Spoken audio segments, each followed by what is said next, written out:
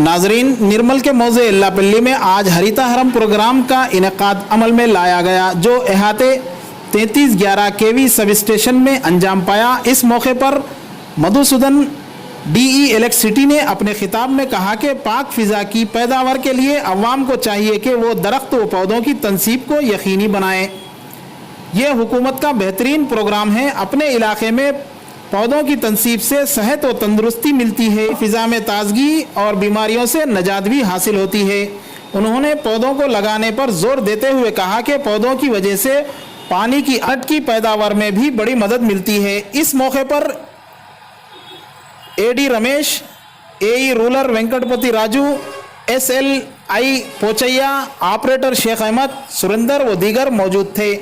Bureau report, Tehelka news 7।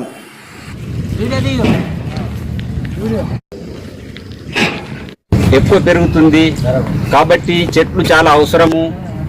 చెట్లను నాటడమే కాదు, చెట్లని కాపాడుకోవడం అనేది చాలా బాధ్యత, మన సామాజిక బాధ్యత. వర్షాలు లేవు, సరిగా వర్షాలు పడట్లేదు కాబట్టి మనకు వర్షాలు పడాలన్నా, ఆక్సిజన్ దొరకాలన్నా, పంటలు పండాలన్నా మనకు చెట్లు చాలా అవసరము. కాబట్టి ప్రతి ఒక్కరు బాధ్యతగా నాటడం జరిగింది. ఇంతకుముందు ఎస్సీ గారు చెప్పినట్టు ఇది సామాజిక బాధ్యత. ఏదో గవర్నమెంట్ పెట్టిన స్కీమ్లో కాకుండా ప్రతి మనిషి చేయాల్సిన బాధ్యత. గవర్నమెంట్ మనకు రిమైండ్ చేయాలంటే మన బాధ్యతను పెంచి రిమైండ్ చేయడానికే ఈ హరితహారం అనే ప్రోగ్రాం పెట్టింది. అందులో భాగంగా ఇప్పటికీ నిర్మల్ జిల్లాలో ఇప్పటి వరకు మాకు ఇచ్చిన 3000 టార్గెట్లో 1800 చెట్ల వరకు నాటడం జరిగింది నిన్నటి వరకు.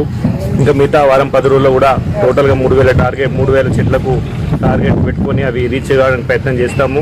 అదేవిధంగా సంరక్షణ కొరకు కూడా గవర్నమెంట్ కరెక్ట్గా చెప్పినట్టు జియో ట్యాగింగ్ కూడా చేయడం జరుగుతున్నది. ఇప్పటి వరకు ఒక 50% జియో ట్యాగింగ్ చేత ఈ నాటిన చెట్లలో 50% జియో ట్యాగింగ్ కోసం మా టెక్నికల్ ఎస్సీగా ఆఫీస్లో ఉన్న ఎస్ఐ గారు కూడా వారి యొక్క నైపుణ్యంతో ఈ జియో ట్యాగింగ్ కూడా చేయడం జరుగుతుంది. ఇటువంటి కార్యక్రమం ఏర్పాటు చేసిన ఈ లోకల్ సిబ్బంది మరియు కార్మిక నాయకులకు అందరూ కూడా నా యొక్క ధన్యవాదాలు తెలుపుతూ ఈ చెట్లను ఖచ్చితంగా సంరక్షిస్తారని చెప్పేసి అనుకుంటూ అవకాశం ఇచ్చిన థ్యాంక్ యూ చెప్తూ